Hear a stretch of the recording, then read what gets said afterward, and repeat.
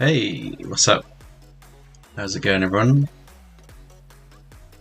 Just remembered what a tune TT's theme is from Diddy Kong. Alright.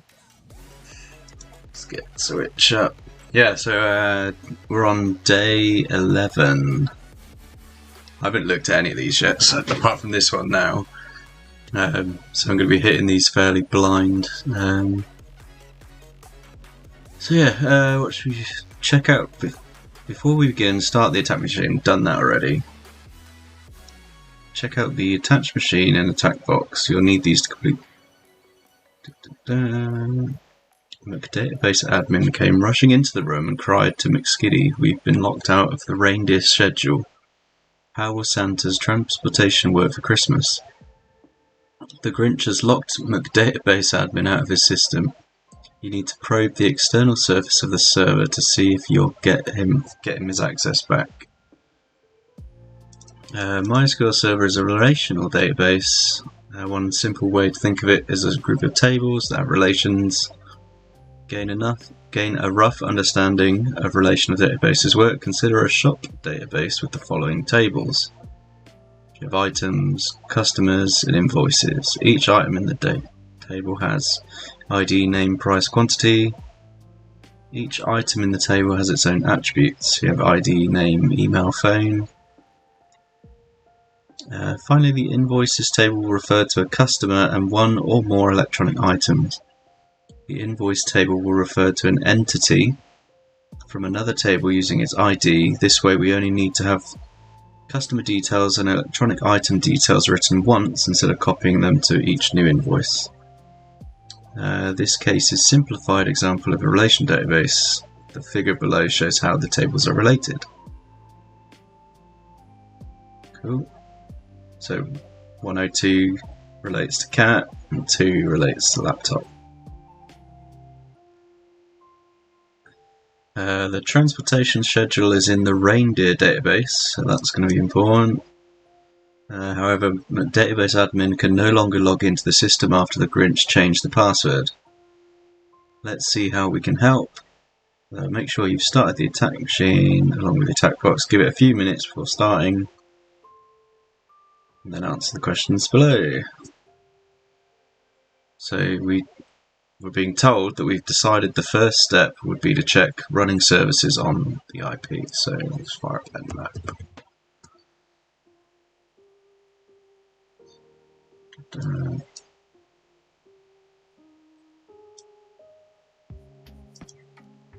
So see if I remember it. That's already filled it in. So we'll do the default services.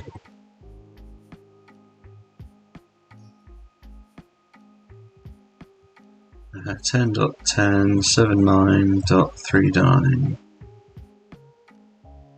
Knowing that the IP is a Windows machine, you would expect it not to respond to ping probes. Let's just do it anyway. So it seems done. If it's really up, check for blocking ping probes. There we go. So we'll include a -pn. So we add -pn to the command to perform the scan. This instructs Nmap to skip pinging the target to see if it's reachable. Without the option, Nmap will assume it is offline and not proceed. So let's ignore pings.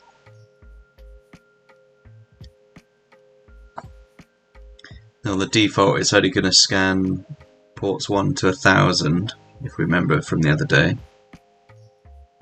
So it shouldn't take too long. Although I have ticked do the version scanning, so it might be a bit of a beast. But we'll see what it wants. So there's an open port related to a MySQL server accessible over the network. What is the port number?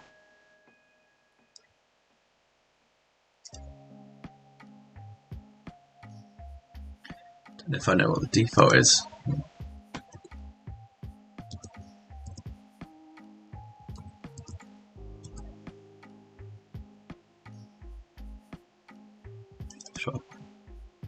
I bet it is just the default one. Let's have a look. Yeah, I don't even need to scan it.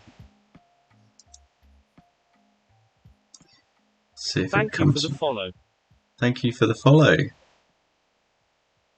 It's got 11 Kagura. I'm going to stop that scam and just do a dash p, so lowercase dash p 1000 to 1.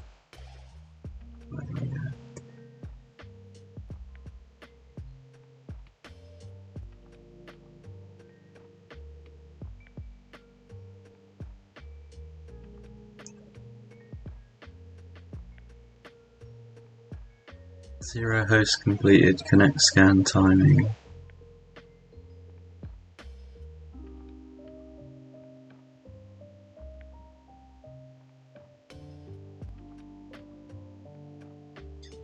%, done.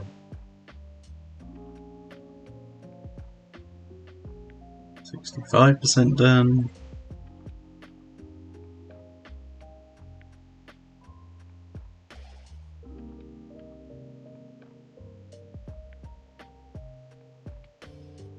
Just press up on the D-pad, not D-pad, the arrow keys, and come up. So nmap scan report.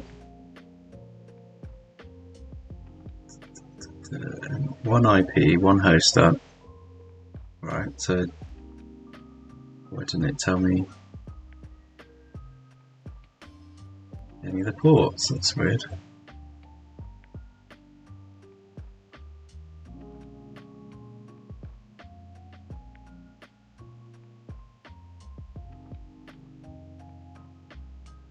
Then I got to do it that way. So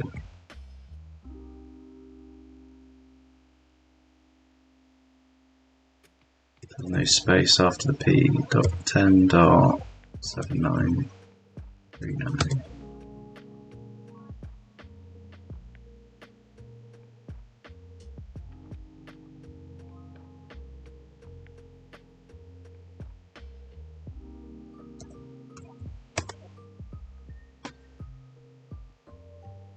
Why isn't it showing anything?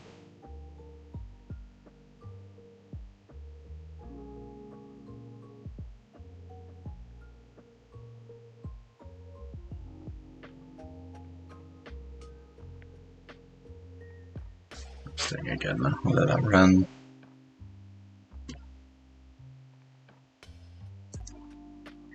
How far has everyone got through this so far? Are you trying it out yourselves? What days are you on?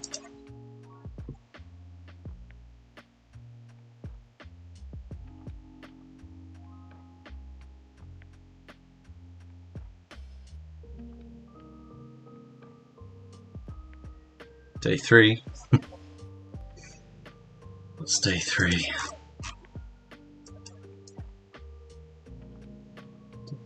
Christmas blackout. You're not cheating, honest. As long as you're learning, doesn't matter. Santa cookie. Is this the fuzzing one?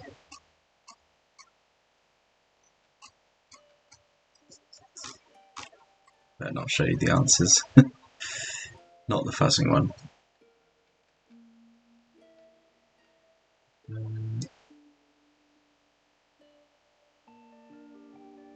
Just cookie editing. Oh, okay, yeah. Oh no, it's cookie creation. You have to create the base 64 that goes in the cookie. Alright. So my host is up. Why isn't it telling me anything about it?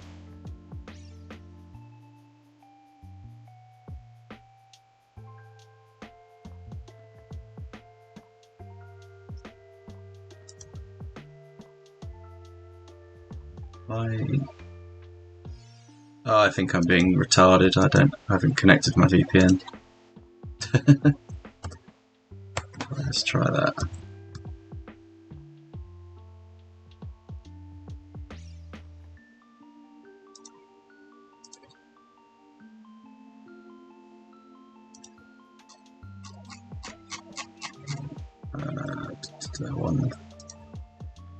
1433. I'm just going to scan the 1 port. Right, that's better. Yeah. Pro tip: connect the VPN.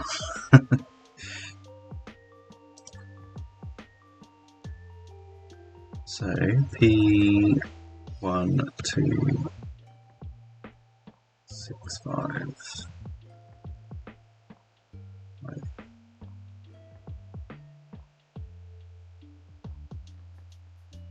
Just do 20,000, so it's not going to be taking all day.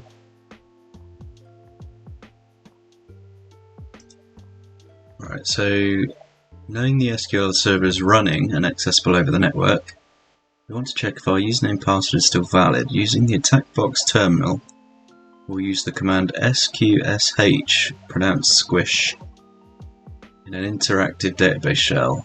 A simple syntax would be squish -s server -u username -p password. So -s server will be used to specify the server, user will be the server username, so SA,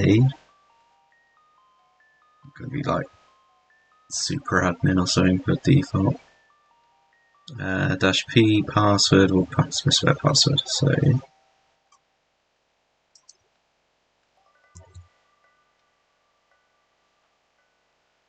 open a new terminal that's taking whatever.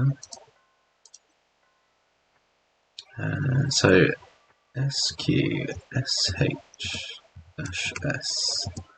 10.10.79.39-u sa-p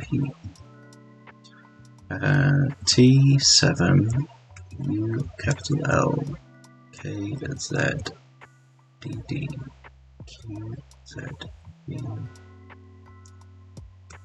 capital V J. I could just copy that, can I, rather than straining to see letters.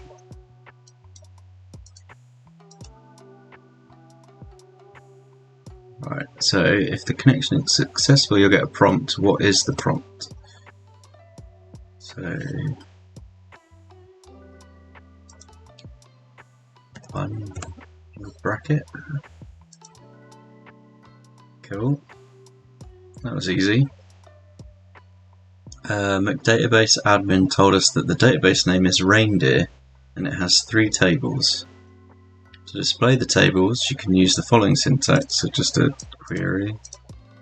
Select stars used to get all the columns from the table from where condition. In the terminal below, we executed the query, so you just do select star from Reindeer. Do you need .dbo? Is that?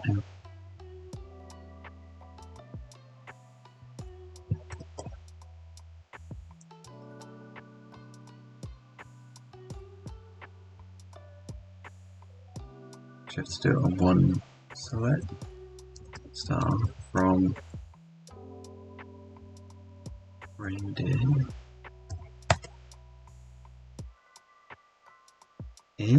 What? Oh, you have to do go. Yeah, so that's going to be wrong. Select star from Reindeer. Go. That doesn't work, so it has to be reindeer.dbo, whatever that means. .names. Go.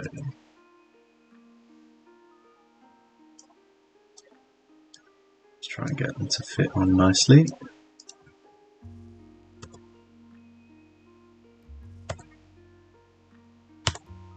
Cool.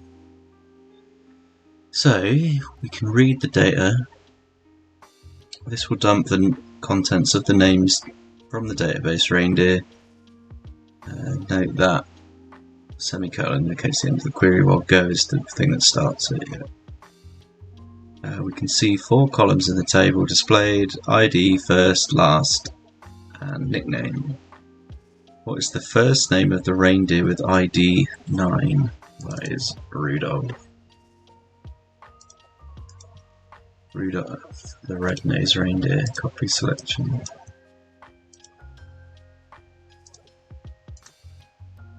Check the table schedule. What is the destination of the trip scheduled on 7th of December? So we're going to have to do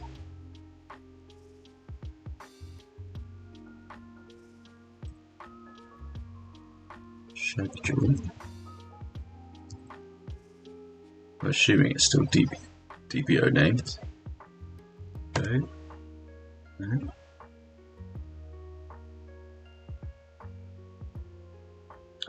Schedule, did I spell it right?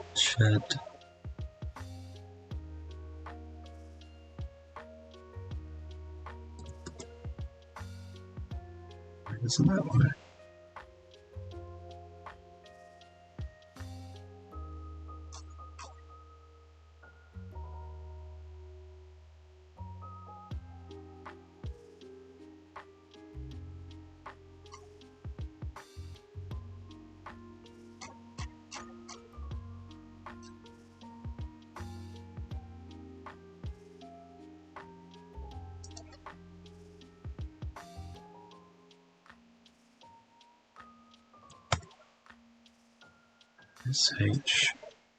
SHCHEDULE.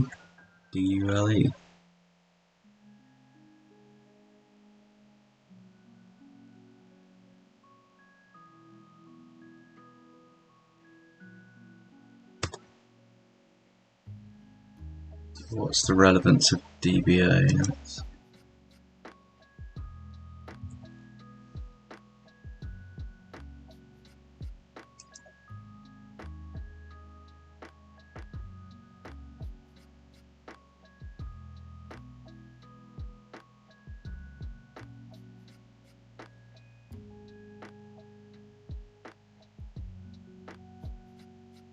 It's a schema.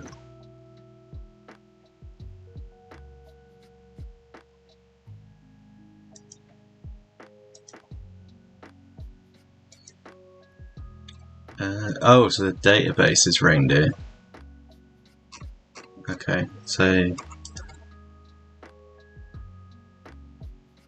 we want reindeer.dbo.schedule. Go. Yeah, cool. So, what is the destination scheduled on 7th of December? So, we can look, or we can do select from where date equals December 17. Actually, date like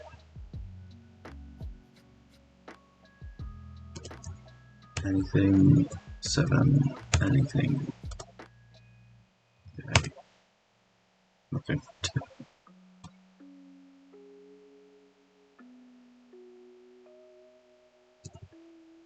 On a string.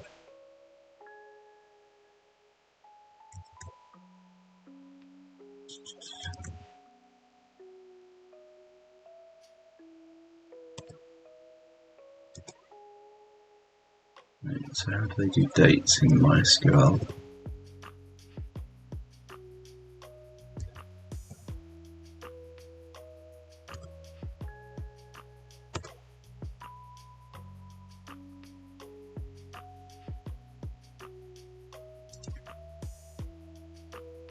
MySQL date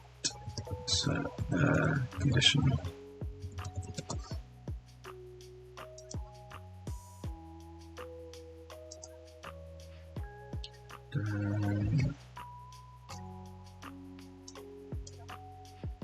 So here's what I did.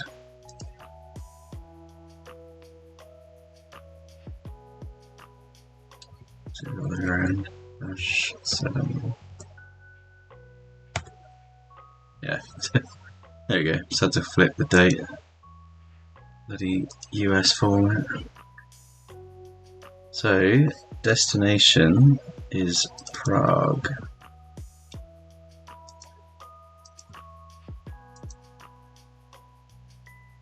Check the table present. What is the quantity available for the present power bank?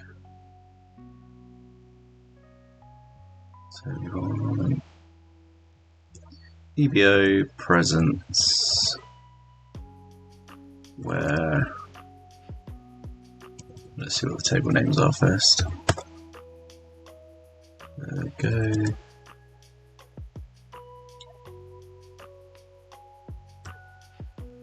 Where name equals power bank.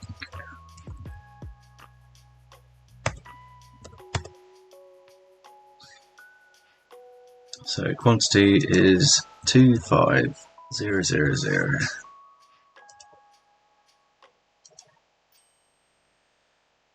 You've done a fantastic work and helped him retrieve the schedule. Now let's see if we can run MS Windows commands while interacting with the database. Some SQL servers have XP command shell enabled. If this is the case, we might have access to something similar to command prompt. The command syntax is XP command shell command. Let's try a simple command who am I, which shows the user running the command. In the terminal output below, after connecting to MySQL server, we tried. Let's probably do that now. So XP CMD shell. And it's like that. So who am I? Go. So I'm the NT service MySQL server. Which we can see is that's the user. This means that any command we pass will run as NT service MySQL server. We can run other commands if we execute on MySQL Windows command line. For other example, we can use dir, list the files and directories, and type file name to display the contents of the file. Consider the example in the terminal below to see where we reveal the contents of the text file's Windows update log. So what does he type? We've got XP CMD shell type C Windows Active Windows capital W Windows update.log.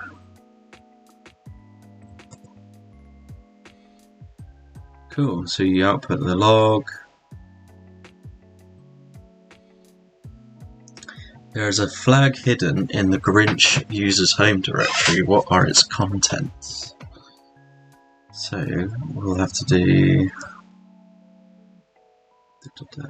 dir C column users Grinch.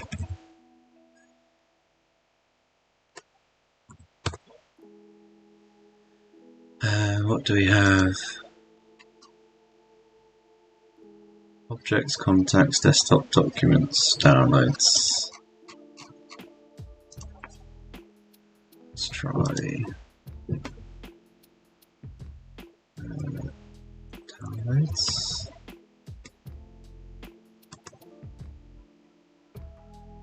Nothing.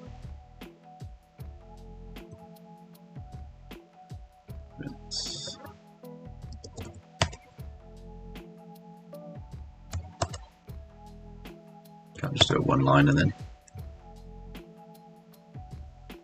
New into learning pen testing. What room from TryHackMe do you find really helpful in terms of holding hands and lab setting? All of them, to be honest. They're the first one you don't even need a lab. It's just interacting with the site. But just follow the steps like in the walkthrough. It like pretty much tells you exactly what to do.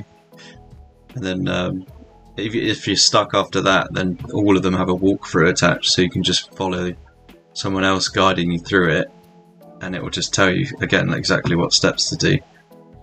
So I found the one on LFI was quite useful because that was a bit of a pain. I couldn't get that to work initially.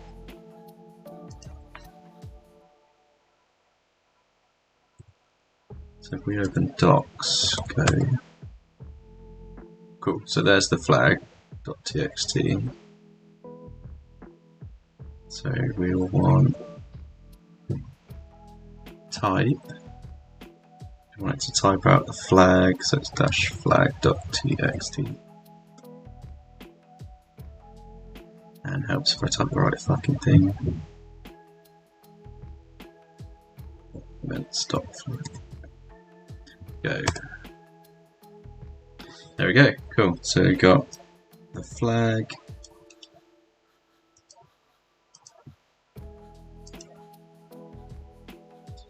And then, congratulations, you have the flag, recovered contents of the password of... well, we didn't recover the password, but whatever, I'm guessing the flag is the password.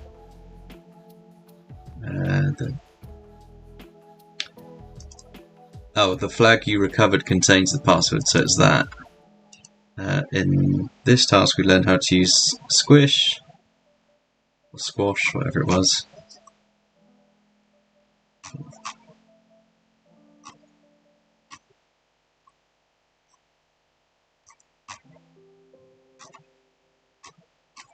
Where the fuck did it say what it was?